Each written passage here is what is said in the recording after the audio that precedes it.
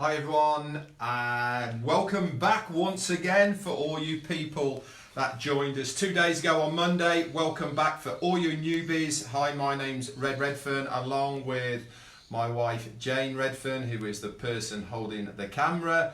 We are going to run through a few things today to hopefully give you a few insights of the tricks of the trade, and also prepare a nice sweet today for yourselves and the family. So whilst I get ready, Jane's going to run through a few things of pictures and stuff that people have put on the group so far today. I'll get ready and she'll just run through those. Okay, Jane? Hi everyone. Couple of hellos. Hi John Redfern, your dad's watching, and Peter Miles is watching again, and so is Pete Turtle. Hi everyone, nice to see you back. We didn't scare you off. Here's Andrew Skidmore. He's waiting for the vinaigrette to be made. We're making this for you, Andrew.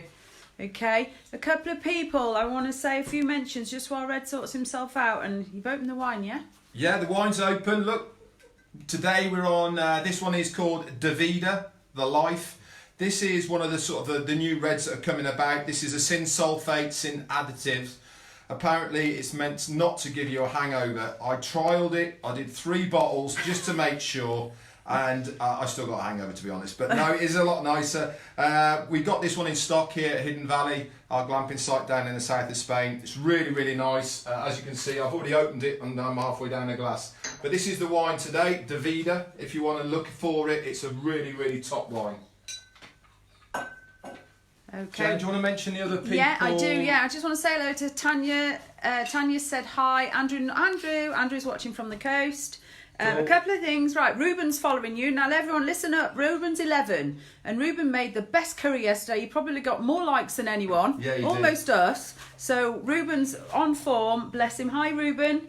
He made a super curry. It looked great, and I'm sure my father-in-law won't mind me mentioning his sourdough bread. He is 83, guys. It looked superb. Yeah, it did. It looked really good. Hi, Rosemary. Rosemary Bethel's watching. Hi, Rosemary. And Claire Vance is watching. That's our daughter. So that's nice. We've got a nice crowd in again. Lovely. Who else did we? Who posted stuff there, Jane? There's a couple of things. Helen Kirk. I'm taking the opinion that Helen's a vegetarian. So on Friday when we do flamenco eggs, instead of the chorizo, Helen suggested we use aubergine. So if you're thinking of following us on Friday, and you are vegetarian, swap your chorizo for aubergine, okay?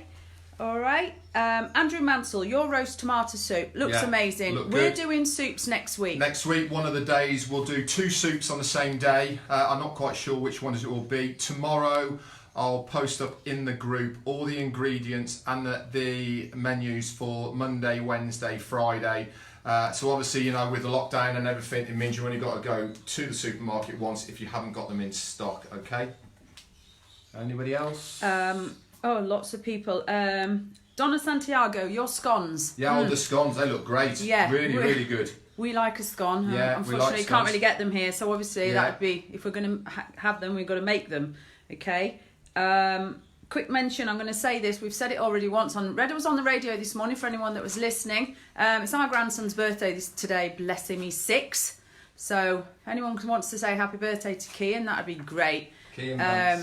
Peter Miles, no, you do not need a pot noodle. Watch Richard. He will show you what to do. They're not good for you, mate. They're not good for you. Okay then, right, we'll get going then. Okay, what I'm going to do first is I'm going to make up, by request from Andrew Skidmore, when I used to work in Worcester, at the Masonic Hall, it was one of the things I did, and he's asked me to replicate it again. So I'm going to quickly run through it just so you guys can make it yourself. So you need olive oil. Okay, now the way to make it is pretty simple, guys. It's a 3-to-1. So what that means is 3 olive oils to 1 vinegar. So it doesn't really matter what container you use to measure it out, as long as you do 3-to-1. So that's 1.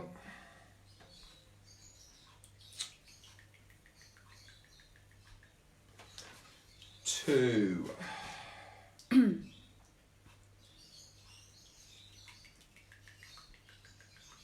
Hi Nikki. Nikki Thompson's watching. Is she? Hi Nikki. Hi Nikki. Someone from the Yucatan. Hello. Ah, Please tell us where you're from, everybody, so that Yeah. we can just announce where you're all from. Malt vinegar, so that makes your 3-to-1. Okay.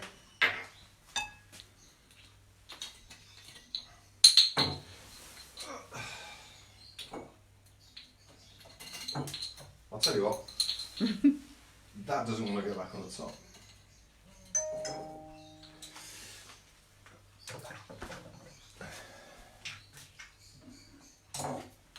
Then into it we're going to put in,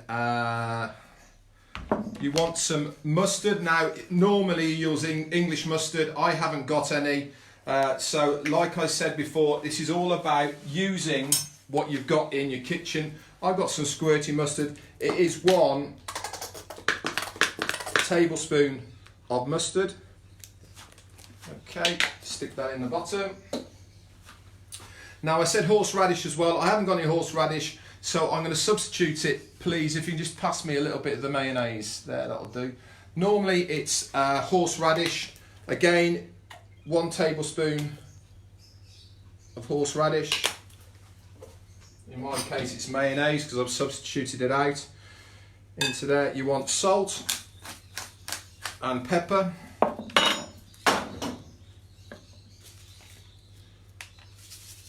Just a sprinkle of each of those. And lemon juice. Oh, remember what I said about the lemon juice the other day? Okay, give it a roll first. Okay, to get the juice out. It helps get the juice out. Now, I've got a colander for the juice this time round, and that is only because I'll need a lot of lemon juice for the cheesecake when we do that in a second. But normally I'll just use my hand, but on this occasion I'm just going to do that. And then we need honey. You want to have 2 good tablespoons of honey. Stephen Adair, all the ingredients will be, you'll be able to watch this video later, and all the ingredients will be up on the Facebook page, okay? He's missed the start. Oh, okay, no worries. Hi, Philly. Daughters in the house. Daughters in the house. We've just got some, I've just missed the name. There's some people on here from Canada, but I've just missed their name because it's gone off the screen. And the last thing then, a sprinkle of mixed herbs on the top, okay? Just like that. Susan Roberts, hi Sue. Okay. And then with a fork, all you do then is mix it all up.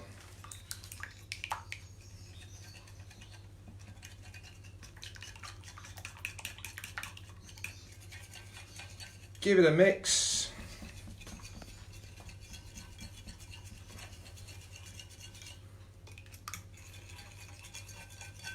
It doesn't have to be all mixed in because you're going to put it into a bottle. I've got a bottle already here with a funnel. Stick it in.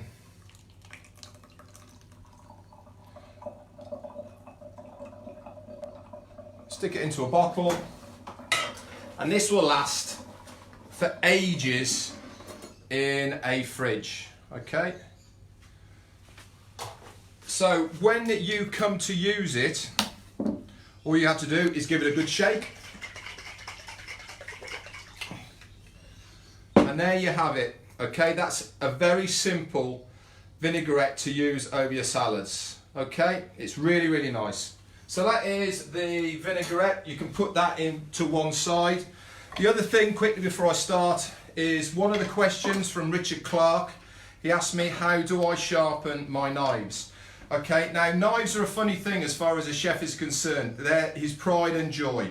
Most people who are chefs, it is the number one thing that they treasure most more than anything else. The one thing I'll say about a knife is never let anybody else sharpen your knife. And that is not because you don't want them to, it's because it will ruin your knife.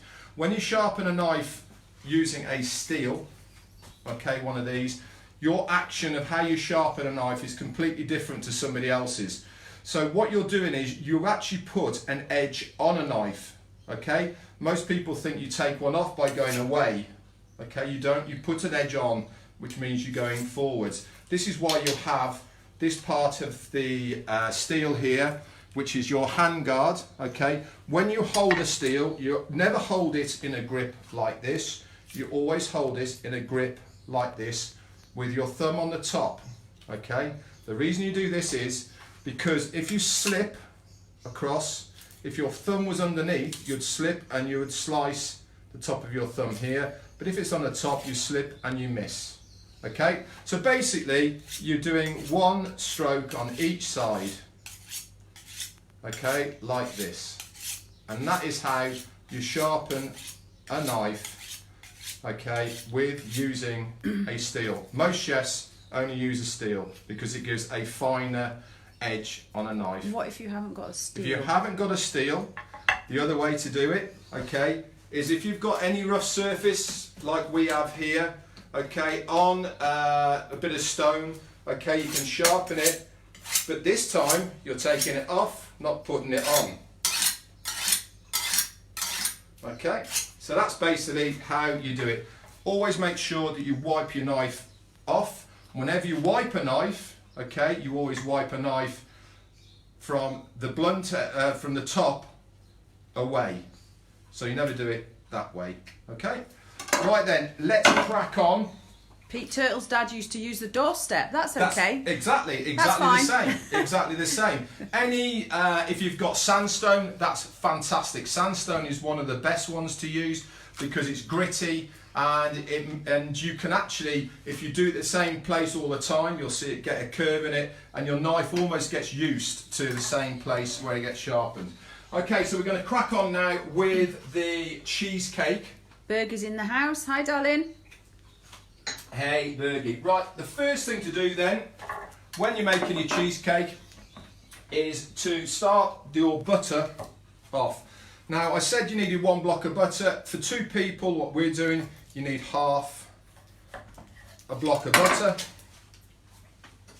Stick that into a pan, and that's going to go onto the stove on a very low heat, because all we want to do with that is to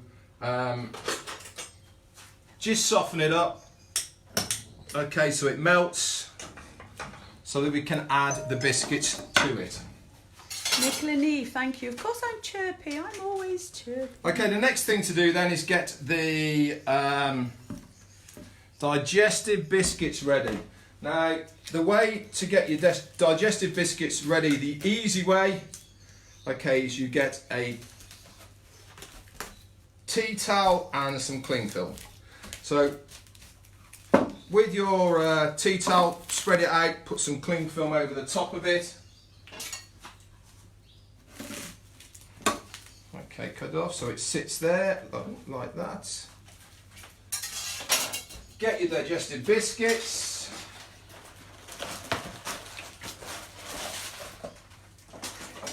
Kaz is John's Kaz. Hi, Kaz. Hi, Kaz. Kaz is in the house. For us, we're going to use half a pack. How much butter? So that was half a block, Hanneke. Okay, that was half a block, but that's only for our amount. How many for that amount was that, Red? This is going to be for 2 people, maybe 2 or 3 people. So this is for 2 or 3 people, the amounts Red is using now. So obviously you can double this. Yeah.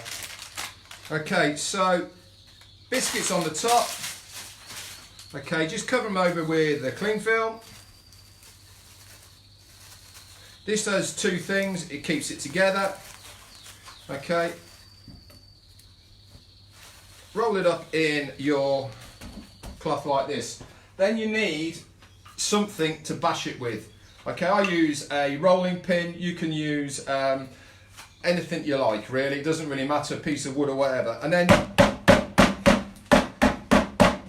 bash it all down. Okay.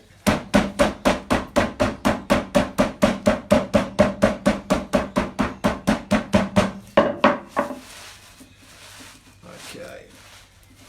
So what you're doing is you're just crumbling it all up.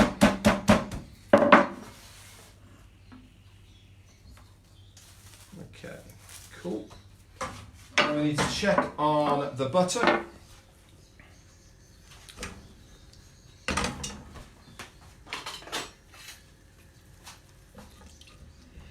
Sinead Morrow from Ireland. Hey, Sinead. We'd love to know where you're from, people. Just so you know, people, this recipe that I've got here for this zesty lemon cheesecake came to us from my sister's good friend Rosie Ballard, who's I think at the moment in the Philippines. She's stranded over there. She's a diving instructor there, but she gave me this recipe, and it is a super easy recipe. Daughter's friend, actually. Daughter's friend. That's what I meant. Sorry. Okay, nearly there.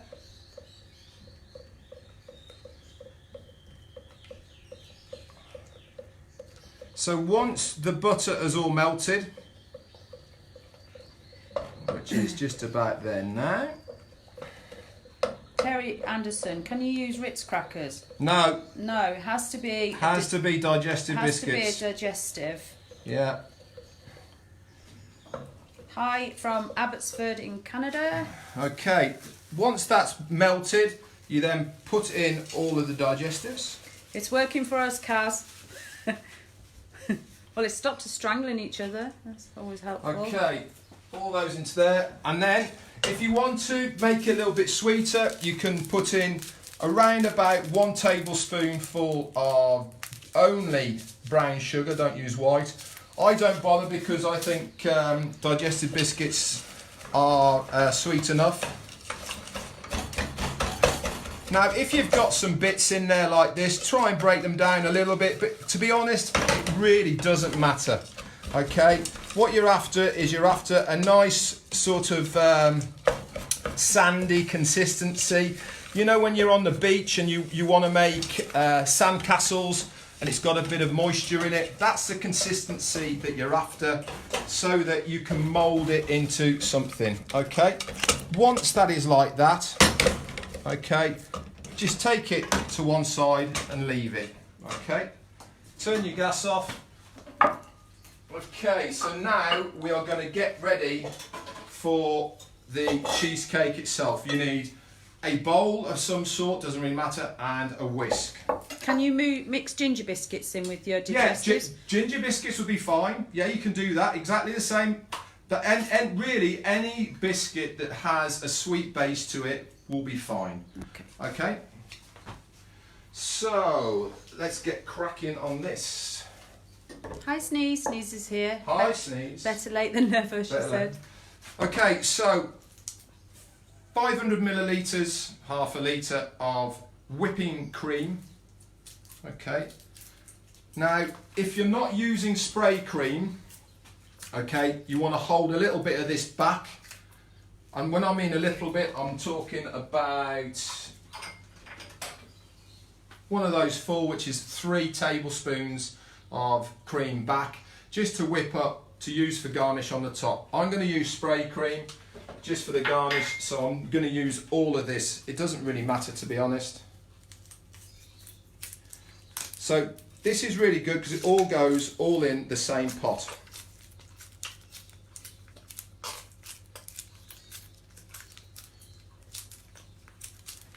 Okay, so into that is your cream.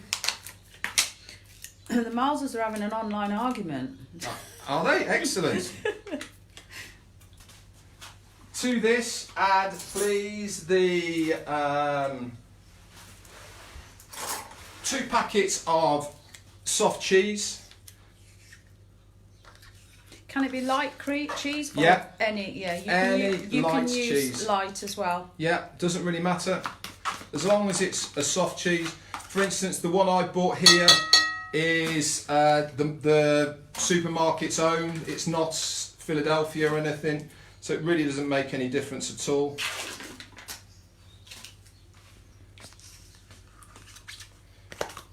Okay, this is why this is such an easy dish to do, because it all goes in the one place.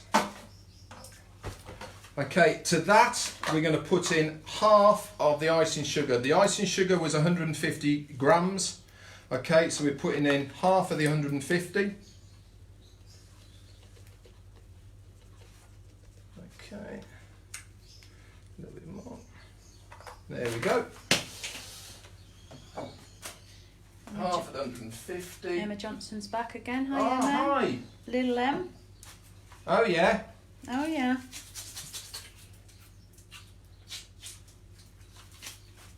Okay, and into this then, we're going to put in 2 lemons. Where are we going here? 2 lemons. Where's my zester? I'm only going to zest 1 lemon into it because I want to keep the other zest for the decoration at the end.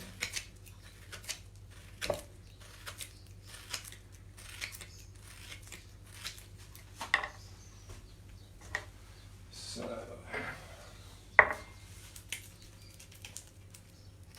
I'll talk to you a little bit when I'm setting up for the cheesecake at the end about the importance of presentation, but for now I'm just going to make this part here now.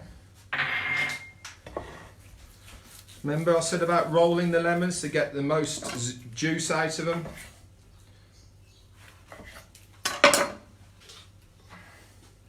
Dave Omadodge is on from Merida. Oh, hey Dave, how you doing, man? Can you use limes? Yes, you can use limes, it's not a problem. The only difference that you'll have if you're using limes is you'll find that the mix goes slightly green. But as far as flavour is concerned, it'll be exactly the same, Dave.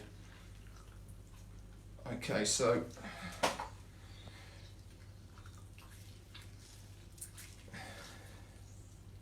into there. And the last thing is vanilla essence. Remember I said it has to be a liquid base. This is vanilla essence. If you've got what's the substitute one called? Vanilla extract is better. That's the one. Vanilla extract is better. This is an essence. To be honest, they do the same, but obviously the extract is far better. So we want to put quite a bit of this in. So we're putting 2 tablespoons. Okay. There we go.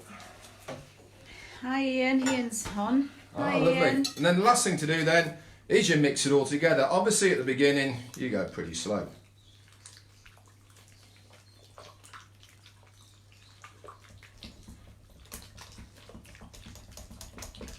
Do they sell the vanilla extract in Mercadona? Yeah. Yes, they do. That's where we bought it from, Caroline.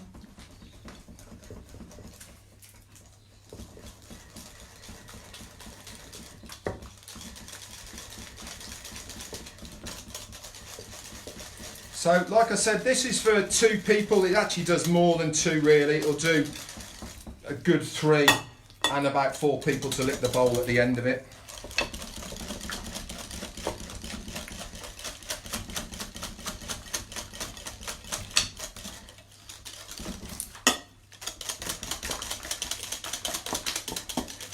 So as you can see, it's all creaming together nicely.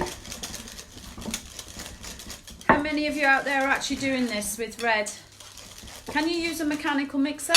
You can use a mechanical mixer, but only the mixers that have got the whisks on them. You can't use blender. You can't use a blender, only the whisk. So if you've got the Plates. electric ones with the 2 whisks on, that's fantastic as well. Gavin Taylor. Nice to see you in action, Red. Cheers, Gav. Okay, so as always, which is what I always do, is I taste everything before we serve. It's really super important to taste stuff before you serve it.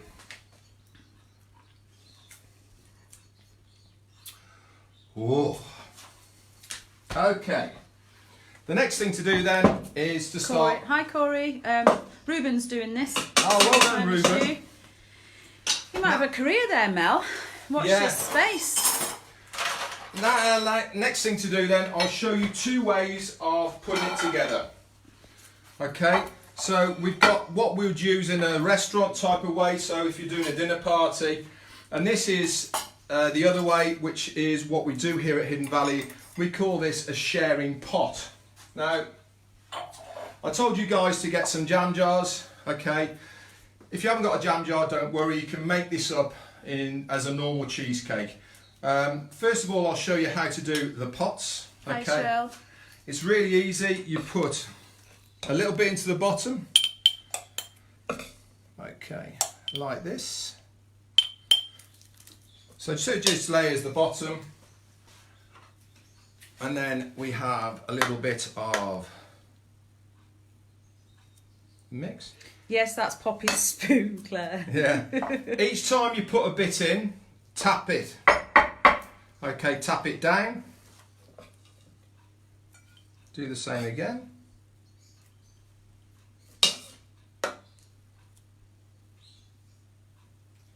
Tap it down.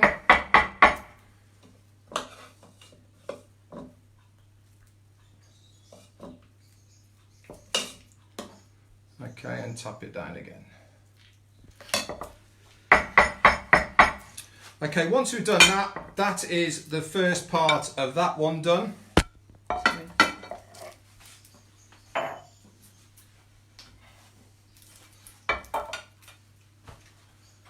we're going to get how we would serve it in a restaurant together. Now this time, when you put the base into a form like this, you have to press it down.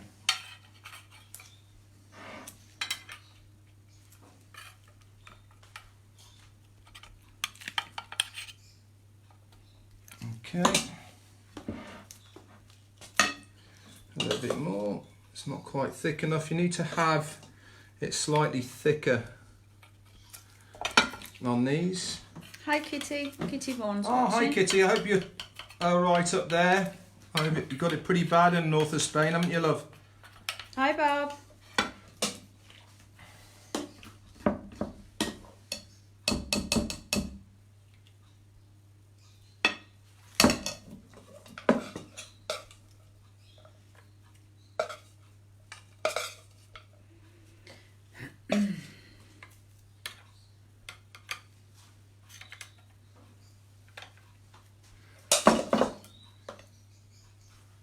I'm hoping this is going to set.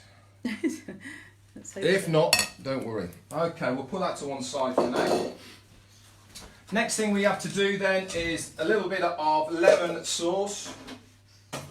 Okay. So.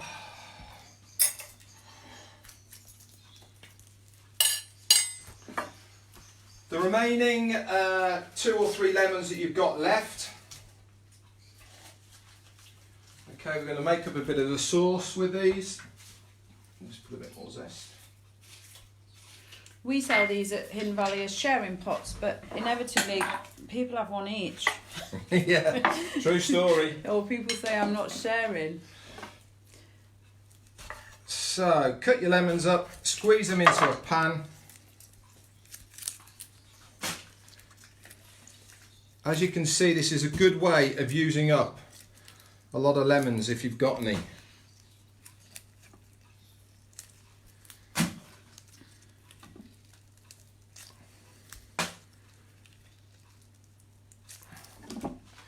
Okay, then you get that onto some heat.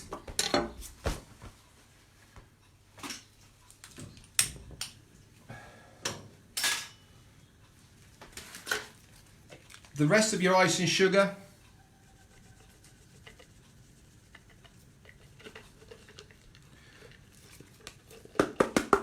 goes in there. It'll all be videoed, Barb. You can watch it later if you missed it. Okay. Missed the beginning.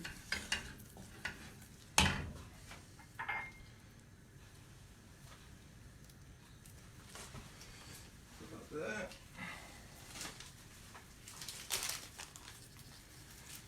Is that on a low heat, Red? No, this is on a high heat.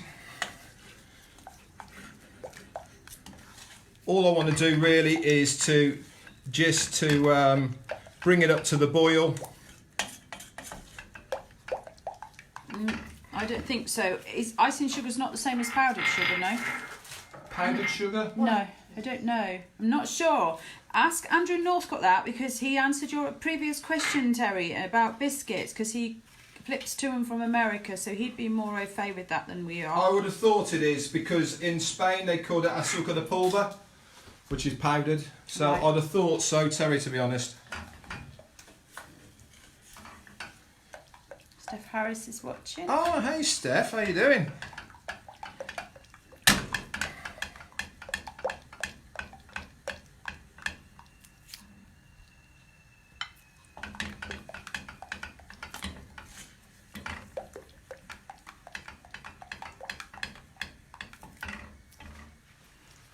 Someone's answered, Terry. They believe it's the same. Yeah, okay. I know you have different words for things, don't you, that we do, you know, in America to what we have here, and obviously English.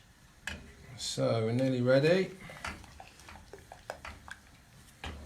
Let's just put it onto higher heat on this side. Oh my god, I'm not drinking enough. What's the matter?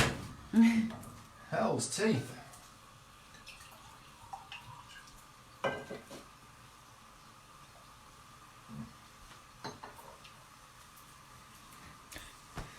Thanks for that, Clara B. She's just confirmed it's the same. Okay.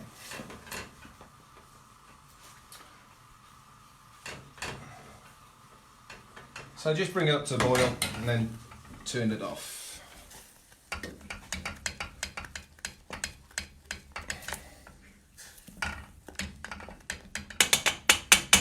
Okay. So the next thing we've got to do then is put it all together. So for the serving pot, you put a little bit of the sauce on the top, like so. Let me just get that back a minute.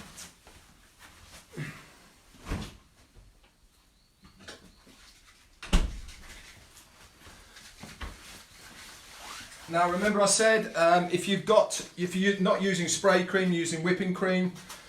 That's the wrong one.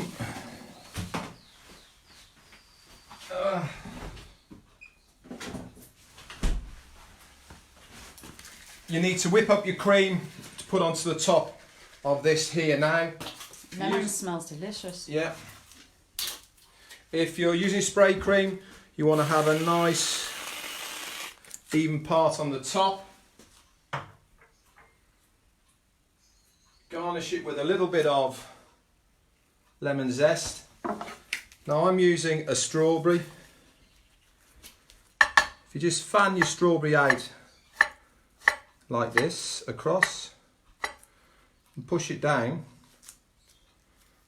okay, you can fan it out like this, okay, pin it to the side, and the last thing you can do is just get a little piece of chocolate to grate on the top like that. Okay, so that is your sharing pot. Now I'm hoping, fingers crossed, okay, that this pulls out without going like that. Oh, it's not. Well, the thing is, you That haven't would had have been so much set. time. Yeah, you haven't got the time. Have Okay, so with this, what we'd do is you'd place a bit of sauce along the side here.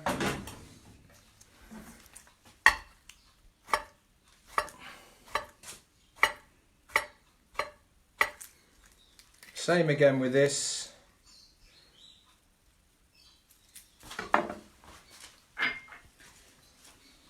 Some lemon zest just on the side. How jealous are you all of me right now? On the side here like this. Where's the chocolate on the...